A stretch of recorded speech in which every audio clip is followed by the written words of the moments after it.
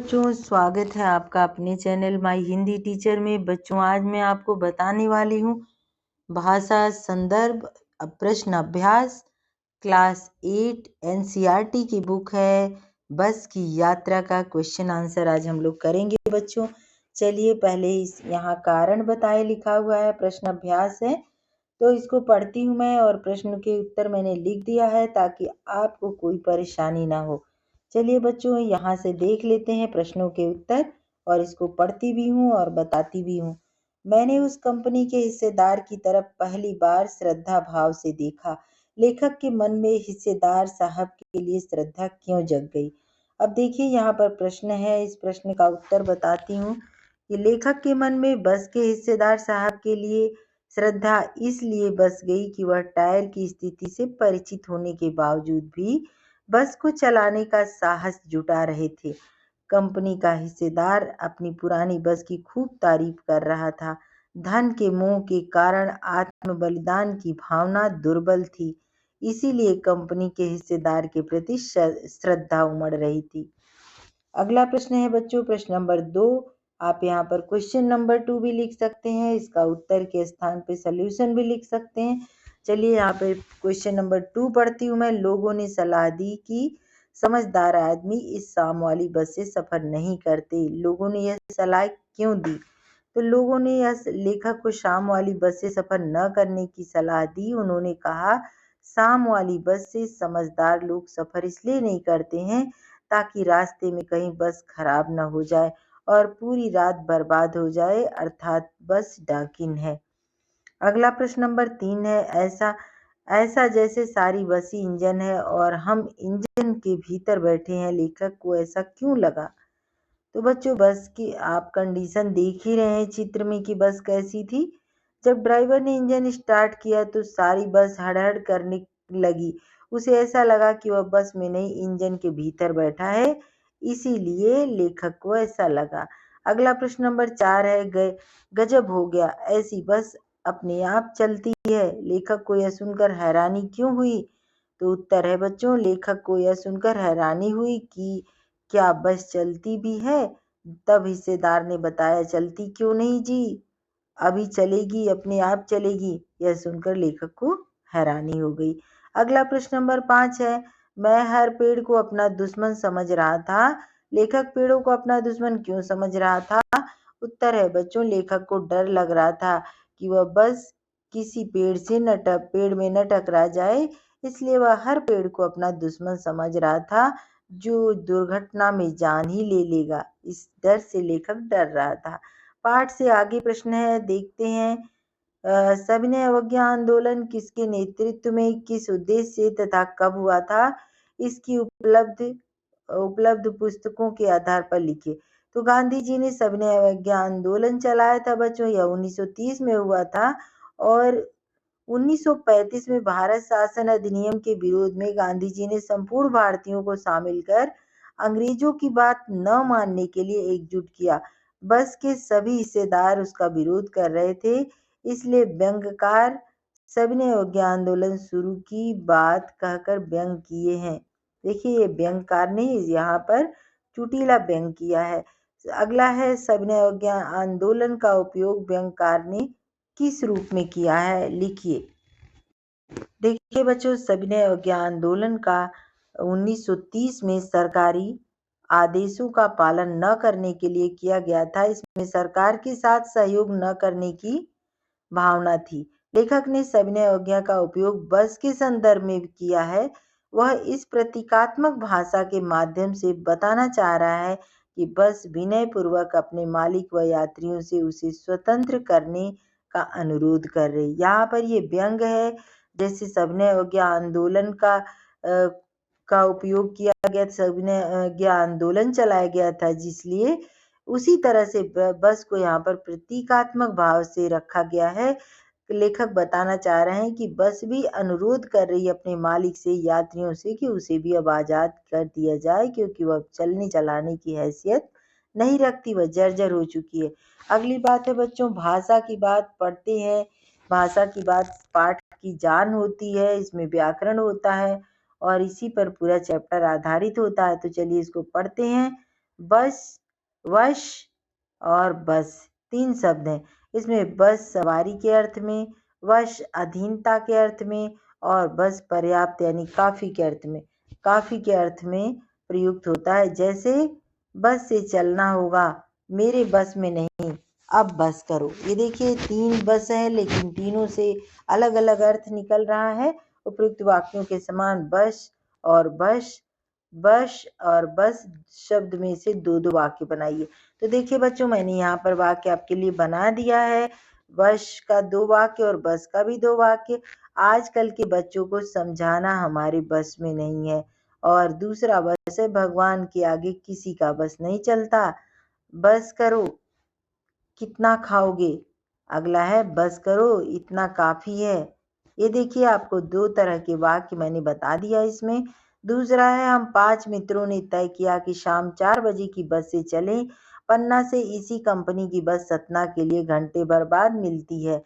ऊपर दिए गए वाक्यों में ने, की, से आदि वाक्य के 2 शब्दों के बीच संबंध स्थापित कर रहे हैं। ऐसे शब्दों को कारक कहते हैं। इसी तरह 2 वाक्यों को एक साथ जोड़ने के लिए की का प्रयोग होता है। कहानी में से दोनों प्रकार के 4 वाक्यों को चुनिए। अब बच्चों देखिए यहाँ पर कारक के शब्दों का प्रयोग हुआ है तो उसको भी मैंने यहाँ लिख दिया है। यह समझ नहीं आता कि सीट पर हम बैठे हैं या सीट हम पर बैठी है। दूसरा है यह बस पूजा योग्य है। तीसरा है नई बसों से ज़्यादा विश्वसनीय। देखिए बच्चों कहाँ लिखा है उसका, ये देखिए यहाँ पे, ये यहाँ नई बसों से ज़्यादा। अब जहाँ भी ये लाइन चलेगी पूरा दिख जाएगा। नई बसों से ज़्यादा विश्वसनीय है और बस कंपनी के हिस्सेदार भी इसी बस से जा रहे हैं। ये सारा कुछ व्यंग है बच्चों, इसको ध्यान दीजिएगा। अब देखिए अगला तीसरा नंबर देखते हैं क्या पूछा गया है इसमें। हम फौरन खिड़की से दूर सरक गए। चांदनी में रास्ता टटोल कर वह रेंग रही थी, वह यानी बस। दिए गए वाक्यों में आई, सरकना और रेंगना जैसी क्रियाएं 2 प्रकार की गतियां दर्शाती हैं। ऐसी कुछ क्रियाएं एकत्र कीजिए जो गति के लिए प्रयुक्त होती है, जैसे घूमना इत्यादि। उन्हें वाक्यों में प्रयोग कीजिए। अब देखिए बच्चों इसका भी मैंने 2 कर दिया है। टहलना, चलना। आपने सरकना देखा था, रेंगना देखा था, वो सभी एक तरह से चलने टहलने मूवमेंट का, गतिशीलन का की क्रिया है। तो उसी तरह से हमको बताना है कि टहलना, दादाजी को टहलना अच्छा लगता है, वाक्य प्रयोग भी करना है। चलना सेहत के लिए लाभदायक है। अब अगला देखते हैं बच्चों। यहाँ पर मैंने इसलिए लिख दिया कि आप लोगों को मैं ओरल बता देती हूँ तो आपको प्रश्न उत्तर करने में परेशानी होती होगी, इसलिए मैंने सोचा थोड़ा सा लिख देती हूँ ताकि आपको समझ में आ जाएगा। चौथा नंबर है कांच बहुत कम बचे थे, जो बचे थे उनसे हमें बचना था। इस वाक्य में बच शब्द को 2 तरह से प्रयोग किया गया है। कांच बहुत कम बचे थे, देखिए बच्चों कांच बहुत कम बचे थे, बच शब्द का प्रयोग। जो बचे थे उनसे हमें बचना है, उनसे हमें बचना था। देखिए यहाँ कैसे इसका प्रयोग किया गया है। कांच बहुत कम बचे थे, जो बचे थे उनसे हमें बचना था। तो ऐसे ही बच्चों यहाँ पर लिखा हुआ है इस वाक्य में बच शब्द को 2 तरह से प्रयोग किया गया है। एक शेष के अर्थ में और दूसरा सुरक्षा के अर्थ में। शेष यानी बचा हुआ और सुरक्षा यानी उनसे हमें बचना था, बचाव करना था। नीचे दिए गए शब्दों को वाक्यों में प्रयोग करके देखिए। ध्यान रहे एक ही शब्द वाक्य में 2 बार आना चाहिए और शब्दों के अर्थ में कुछ बदलाव भी होना चाहिए। तो बच्चों यहाँ पर लिखा है जल। देखिए यहाँ पर लिखा है जल। एक जल का अर्थ होता है जलना, दूसरे जल का अर्थ होता है पानी। एक हार का अर्थ होता है माला, दूसरे हार का अर्थ होता है पराजय। देखिए माला और पराजय ऐसे। तो बच्चों ये 2 चीजें हो गई। एक हार का अर्थ, जल का अर्थ होता है जल, पानी और जलना। ऐसे करके आप अपनी नोटबुक में लिख सकते हैं मीनिंग भी। और बच्चों जल और जल हार का दोनों का मतलब हो गया क्या, यहाँ पर देखिए मैंने आपके लिए लिख दिया है। जल यानी मीना गर्म जल से बुरी तरह जल गई। अब देखिए जल माने पानी और बुरी तरह जल गई यानी वह सही में जल गई आग से, गर्म से। हार, इस प्रतियोगिता में किसकी जीत होगी? जिसकी जीत होगी उसे मोतियों का हार मिलेगा और जो हार जाएगा वह बाहर निकल जाएगा। अब देखिए बच्चों एक ही शब्द के दो मीनिंग दिख रहे हैं, तो यहाँ पर ये आपका कंप्लीट हो गया।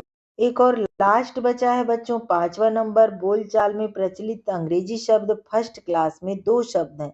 एक शब्द है बच्चों फर्स्ट और दूसरा है क्लास। देख लीजिए यहाँ पे बता देती हूँ, एक फर्स्ट है दूसरा है क्लास।